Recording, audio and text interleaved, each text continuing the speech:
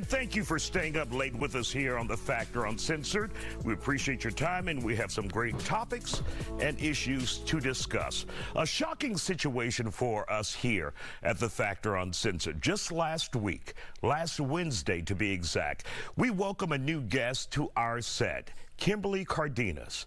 The former adult entertainer sat right here next to me on the set of The Factor Uncensored. She talked about her experience of abuse and mistreatment while working in the strip club industry. What we did not know, it was one of the final days of her life. Police say she was killed Monday, shot to death by a man.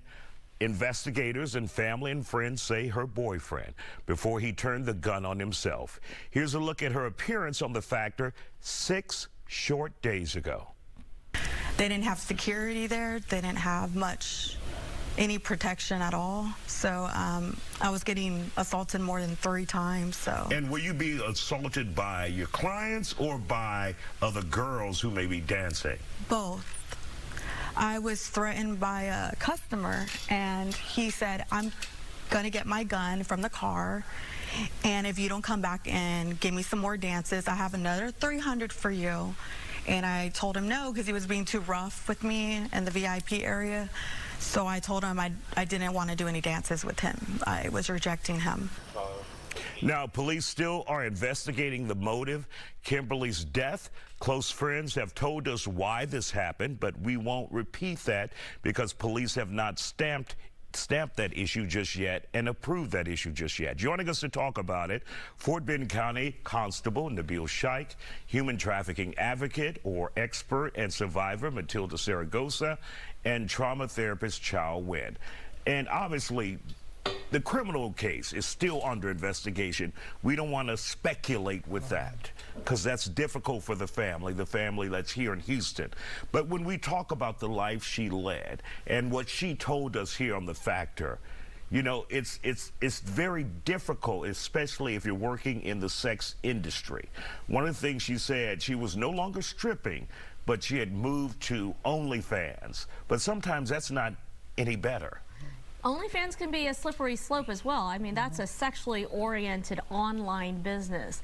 But we know a lot about murder-suicides. I mean, our prayers and our hearts go out to her family and her friends. How devastating that she's on this show, your very show, Isaiah, talking about needing protections as a sex worker, and then she cannot be protected allegedly by her boyfriend. We know a lot about murder-suicides, usually committed by the man, usually committed in an intimate partner situation, usually committed at the hands of a gun at a home. She fits all of the data. It's devastating.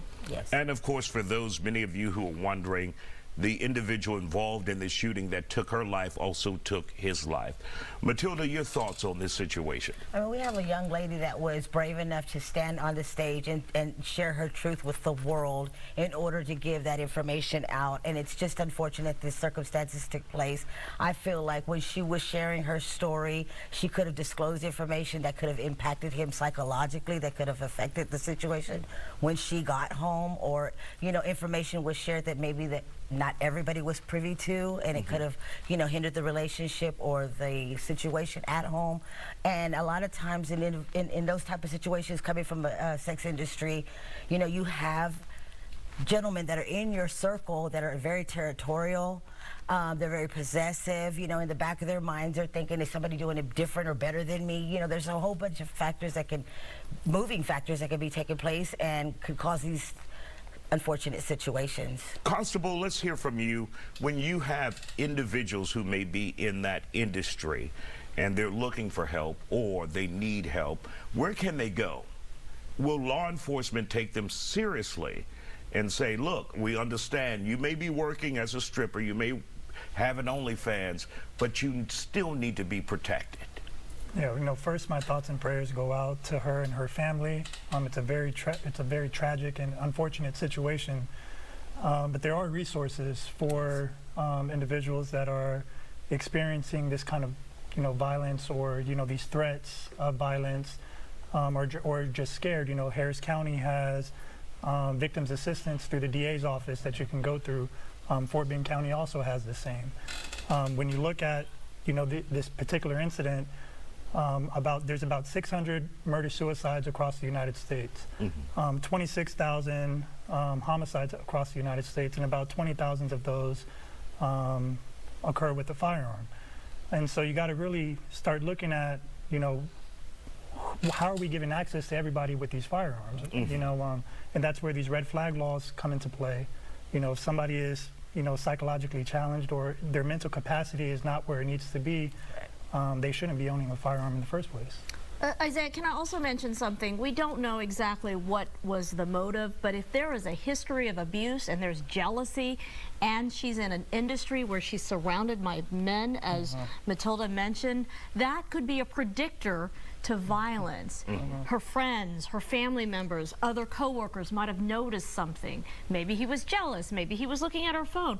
We don't know, but we know that that could be a predictor to violence. If you hear something, if you sense something, say something to a friend or family member. There are resources available, like the constable said.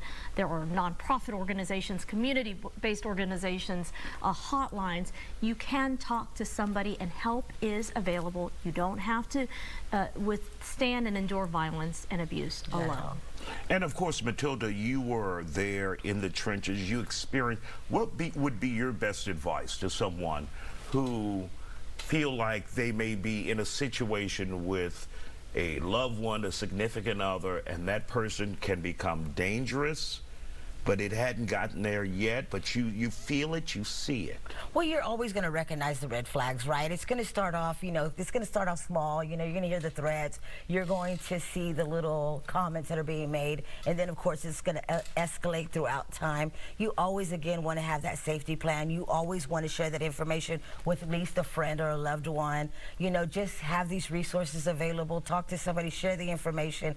Know what you're going to do should this escalate into domestic violence, full force domestic violence, where it gets extremely physical, and so that way you don't have to return back to that same situation. And you know, a lot of people don't understand dating violence is domestic violence. So if you're in a dating relationship with someone, you know, a lot of the violence occurs, it starts off with yelling, then it goes to, you know, shoving and pushing each other before the physical, you know, the punches start getting thrown, and then potentially in this situation, a gun being drawn and a life being taken, and then another life being taken. And it doesn't end with just them, right? The two of them. This is a very public issue. It affects entire communities. Law enforcement officers, first responders, family members, witnesses, neighbors, everyone's affected. And what I always say to you, people think they're in fights, but you have a domestic violence situation. A woman will say, I got into a fight with him. Yeah. And you were into a domestic violence situation, possibly abused, because you took the brunt of what you thought was a fight. And That's so right. you should not put up with. But thank you guys.